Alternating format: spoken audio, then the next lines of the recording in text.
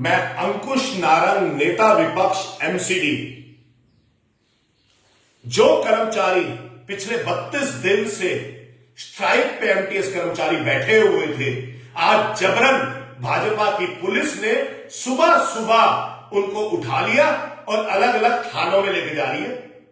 वहां पर महिलाएं भी बैठी थी, वहां पर बच्चे भी बैठे थे, लेकिन भाजपा की पुलिस आई, जबरन उन कर्मचारियों को जो 32 दिन से स्ट्राइक पर बैठे हैं, जिनकी दशहरा, जिनकी हुई अष्टमी, जिनका करवा चौथ, जिनकी दिवाली, जिनका छठ महापर्व, सारे का सारा भाजपा की वजह से काला निकला, वो लोगों को आज जबरन भाजपा की पुलिस और महापौर राजा इकबाल सिंह के कहने पर उन लोगों को उठा लिया गया और वहां से उठा के अलग अलग थानों में लेके जा रहे हैं। शर्म आनी चाहिए राजा इकबाल सिंह जी, आपको शर्म आनी चाहिए भाजपा वालों, आपको क्या गलती है उनकी?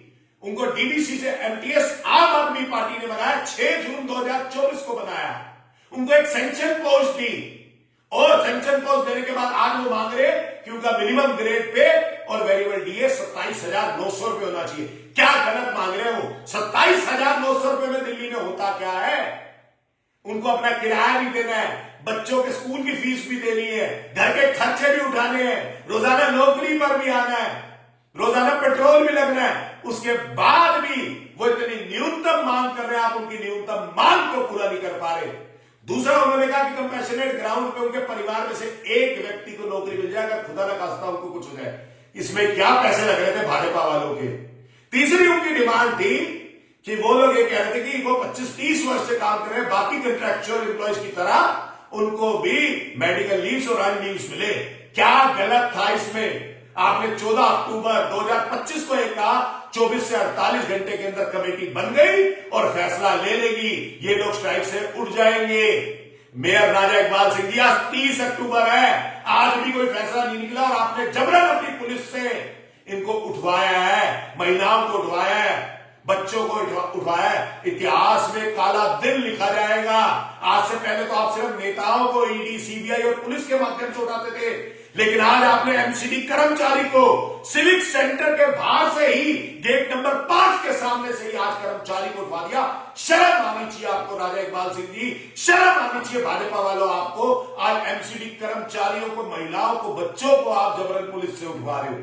शर्म करो, आपको शर्म आनी चाहिए। सनातन धर्मी अपने आप को आप कहते हो, वही सनातन धर्मी कर्मचारी सड़क पर बैठा है, हिंदू कर्मचारी सड़क पर बैठा है, हिंदुओं के आपने वोट लिए हैं और उसके बाद उनकी दिवाली को, जो भारत का सबसे बड़ा पर्व होता है, उस दिवाली को आपने काली बनवाया सड़क पर। ऐसे महापौर का क्या फायदा जो प्रधानमंत्री से 42 करोड़ रुपए ना ला पाए?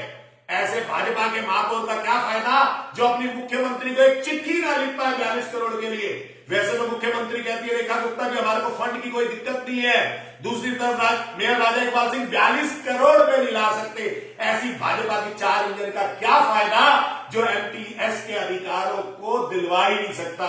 वो एमटीएस कर्मचारी जो 25 वर्ष से 30 वर्ष से काम कर रहे हैं, एमसीडी को अपना परिवार मानते हैं, आप लोग उनकी फॉगिंग की फोटो चलाते हो, सारे भाजपा के पार्षद चलाते हैं और उसके बाद उन्हीं को जबरन अपनी पुलिस से उठवा देते हो।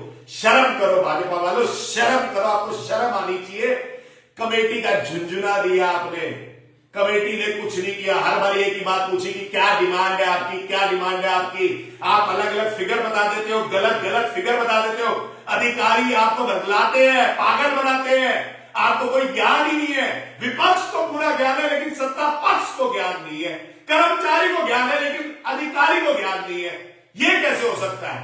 ऐसे एमसीडी चला रहे हो आप, ऐसे महापौर राजा इकबाल सिंह आप चला रहे हो। आपने दिल्ली की जनता को डेंगू, मलेरिया, चिकनगुनिया के अंदर फंसाया क्योंकि इन एमटीएस कर्मचारियों की आपने मांगे पूरी नहीं करी।